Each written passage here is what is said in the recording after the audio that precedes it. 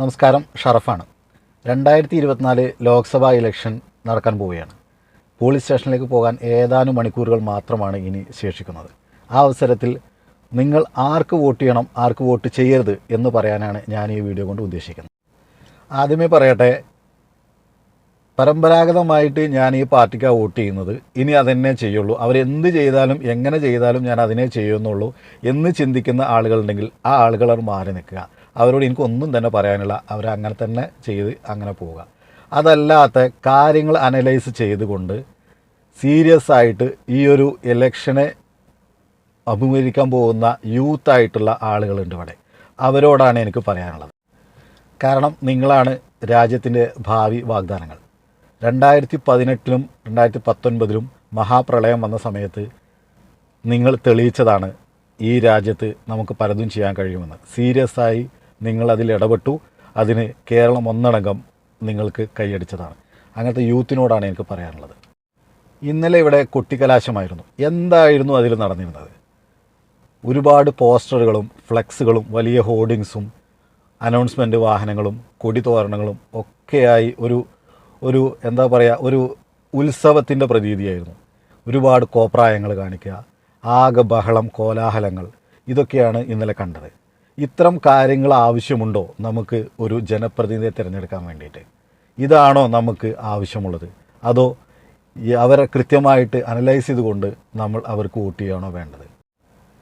എന്തൊക്കെയാണ് സ്ഥാനാർത്ഥികൾ ചെയ്തുകൊണ്ടിരിക്കുന്നത്? ചില ആളുകൾ പാട്ട് പാടുന്നു, ചില ആളുകൾ ഡാൻസ് ചെയ്യുന്നു, ചിലവർ മിമിക്രി കാണിക്കുന്നു. ഇവരുടെ മിമിക്രിയും പാട്ടും ഡാൻസിനുമാണോ നമ്മൾ വോട്ട് ചെയ്യേണ്ടത്? ഇവർ പാർലമെൻറ്റിൽ പോയിട്ട് ഇതാണോ ചെയ്യുന്നത്? ഇതാണോ ചെയ്യേണ്ടത്? ഇവർ ചെയ്യേണ്ടത് എന്താണ്? ഇവർ നമ്മളോട് പറയുന്നത് എന്താണ്? ഇവർ അവിടെ പോയി ചെയ്യുന്നത് എന്താണ്? അത് നമ്മൾ അനലൈസ് ചെയ്യണ്ടേ? അതിന് ആ അനലൈസിനുള്ള വോട്ടായിരിക്കണ്ടേ നമ്മൾ ചെയ്യേണ്ടത്?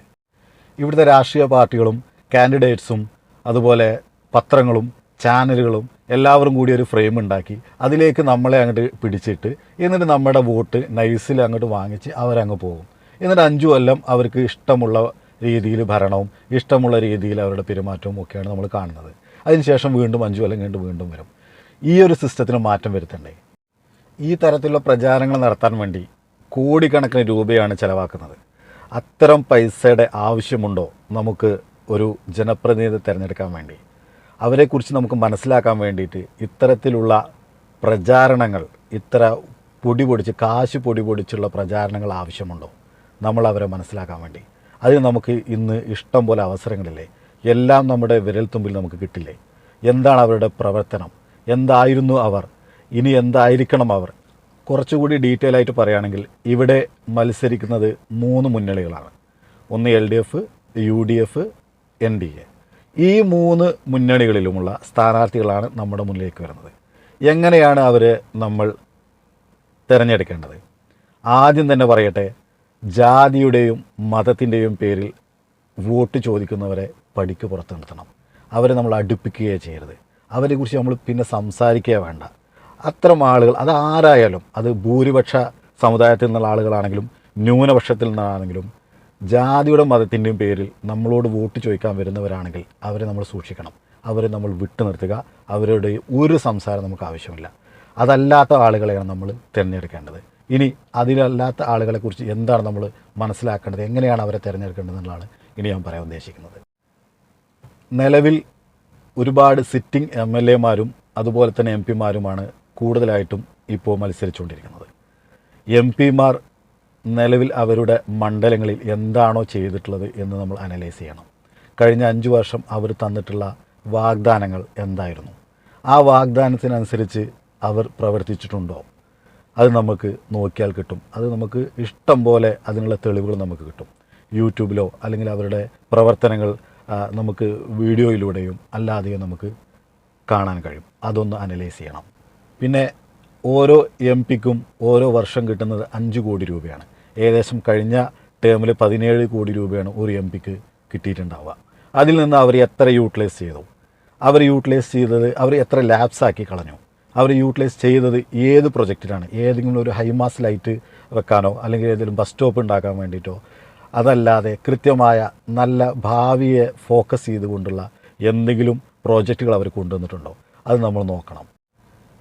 MP ലാഡ്സ് ഫണ്ട് അത് എങ്ങനെ യൂട്ടിലൈസ് ചെയ്യുമെന്ന് അറിയാൻ വേണ്ടിയിട്ട് നമുക്ക് വെബ്സൈറ്റ് ഉണ്ട്. ആ വെബ്സൈറ്റ് ഞാനിവിടെ കൊടുക്കാം. ആ വെബ്സൈറ്റ് പോയി നോക്കിക്കഴിഞ്ഞാൽ ഓരോ MP-യും എത്രയാണോ ഫണ്ട് യൂട്ടിലൈസ് ചെയ്തിട്ടുള്ളത്, അതിൽ എത്ര ലാപ്സ് ആയെന്ന് മനസ്സിലാവും. ഏകദേശം 38 കോടിയോളം രൂപ കഴിഞ്ഞ ടേമിൽ നമ്മുടെ MP-മാരെല്ലാവരും കൂടി നമുക്ക് ലാപ്സ് ആക്കിയിട്ടുണ്ട്. അത് അതിൽ നിന്ന് കിട്ടും. അതൊക്കെ നിങ്ങളുടെ ഓരോ മണ്ഡലത്തിലും എത്രയ്ക്കാണ് അത് ലാപ്സ് ആക്കിയിട്ടുള്ളത്, എന്താണ് അവർ ചെയ്തിട്ടുള്ളത്, നിങ്ങൾ ആ വെബ്സൈറ്റ് പോയി നോക്കിക്കഴിഞ്ഞാൽ നിങ്ങൾക്ക് കിട്ടും. അത് നമ്മൾ അനലൈസ് ചെയ്യണം, അവരോട് ചോദിക്കണം എന്താണ് നിങ്ങൾ ചെയ്യുന്നത്, എന്തിനാണ് നിങ്ങളെ അങ്ങോട്ട് വിട്ടത്, നിങ്ങൾ എന്തുകൊണ്ട് അത് ചെയ്തില്ല, അവരോട് ചോദിക്കാൻ വേണം. അല്ലെങ്കിൽ അവർക്ക് അതിനുള്ള മറുപടി നമുക്ക് ഈ ഇലക്ഷനിലൂടെ കൊടുക്കണം. രണ്ടാമത്, ഓരോ പാർട്ടിയുടെയും നിലപാടുകൾ നമ്മൾ നോക്കണം. രാജ്യത്ത് സുപ്രധാനമായ പല നിയമങ്ങളും പല ബില്ലുകളും പാസ്സാക്കിക്കൊണ്ടിരിക്കുന്ന സമയമാണ്. ആ സമയത്ത് ഓരോ പാർട്ടിയും എടുക്കുന്ന നിലപാട് എത്രത്തോളം സ്ട്രോങ് ആണ്, അതിനെ ഏത് രീതിയിലാണ് നോക്കിക്കാണുന്നത് എന്ന് നമ്മൾ മനസ്സിലാക്കണം. അതിനനുസരിച്ച് അവർ പ്രവർത്തിക്കുന്നുണ്ടോ, അവരുടെ MP-മാർ അതിനനുസരിച്ച് അവിടെ ശബ്ദിക്കുന്നുണ്ടോ എന്ന് നമ്മൾ മനസ്സിലാക്കണം. ഓരോ MP-മാരും പാർലമെൻറ്റിൽ കഴിഞ്ഞ അവരുടെ അറ്റൻഡൻസ് എത്രയാണെന്ന് നമ്മൾ നോക്കണം. അതുപോലെ അവർ ഇടപെട്ടിട്ടുള്ള വിഷയങ്ങൾ എത്രത്തോളം ഉണ്ടെന്ന് നോക്കണം. അവരുടെ ശബ്ദം അവിടെ വന്നിട്ടുണ്ടോ നോക്കണം. അവർ ചർച്ചയിൽ പങ്കെടുത്തിട്ടുണ്ടോ എന്ന് നോക്കണം. അത്തരം കാര്യങ്ങളൊക്കെ നമ്മൾ ശ്രദ്ധിക്കണം. അത് നമുക്കിവിടെ നമ്മുടെ വിരൽത്തുമ്പി കിട്ടാവുന്നതേ ഉള്ളൂ. നമുക്കതൊക്കെ ഇവിടെ സെർച്ച് ചെയ്തുകൊണ്ട് മനസ്സിലാക്കാൻ കഴിയും. നമ്മളിൽ എത്ര പേർ മാനിഫെസ്റ്റോ നോക്കാറുണ്ട്? ഓരോ പാർട്ടിയുടെയും മാനിഫെസ്റ്റോ നമ്മൾ അനലൈസ് ചെയ്യേണ്ടതില്ലേ? അവർ എന്താണ് അവർ അധികാരത്തിൽ വന്നാൽ ചെയ്യാൻ പോകുന്നത്, അത് നമ്മൾ കൃത്യമായിട്ട് നോക്കണം. അത് നോക്കിയിട്ടായിരിക്കണം അവരുടെ നിലപാട് എന്താണെന്ന് നമ്മൾ ഇപ്പോഴേ മനസ്സിലാക്കണം. അവർ എടുക്കാൻ പോകുന്ന തീരുമാനങ്ങൾ, അവർ പാർട്ടി സർക്കാർ ഉണ്ടാക്കുകയാണെങ്കിൽ എന്തൊക്കെ തീരുമാനങ്ങൾ എടുക്കുക എന്നുള്ള അവർ മാനിഫെസ്റ്റോയിൽ പറഞ്ഞിട്ടുണ്ടാവും. അത് നമ്മൾ കൃത്യമായി മനസ്സിലാക്കണം. ഇത്തരം കാര്യങ്ങളൊക്കെ കൃത്യമായി അനലൈസ് ചെയ്തുകൊണ്ട് മാത്രമായിരിക്കണം നമ്മൾ വോട്ട് ചെയ്യേണ്ടത്. അല്ലാണ്ട് നമ്മുടെ സുഹൃത്തുക്കളാണോ അല്ലെങ്കിൽ നമ്മുടെ ആളുകൾ നമ്മളോട് പറഞ്ഞു നിങ്ങൾ ഇന്ന പാർട്ടിക്ക് വോട്ട് ചെയ്യ്, നമ്മുടെ ആളാണ്, അല്ലെ അതിനു വേണ്ടി വോട്ട് ചെയ്യുക എന്നൊക്കെ പറഞ്ഞ് അങ്ങനെ വെറുതെ നമ്മളെ വോട്ട് പാഴാക്കാൻ വേണ്ടി നിങ്ങൾ ചെയ്യരുത്. അതുകൊണ്ട് ഈ വീഡിയോ മാക്സിമം നിങ്ങൾ ഷെയർ ചെയ്യുക. സമയമില്ല അധികം.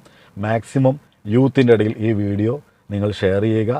എന്നിട്ട് നമ്മൾ കാണിച്ചു കൊടുക്കണം എന്താണ് നമ്മുടെ പവറെന്ന്, യൂത്തിൻ്റെ പവർ എന്താണെന്ന് കൃത്യമായി ഈ ഇലക്ഷനിൽ കാണിച്ചു കൊടുക്കണം. ഓക്കെ, ജയ് ഹിന്ദ്.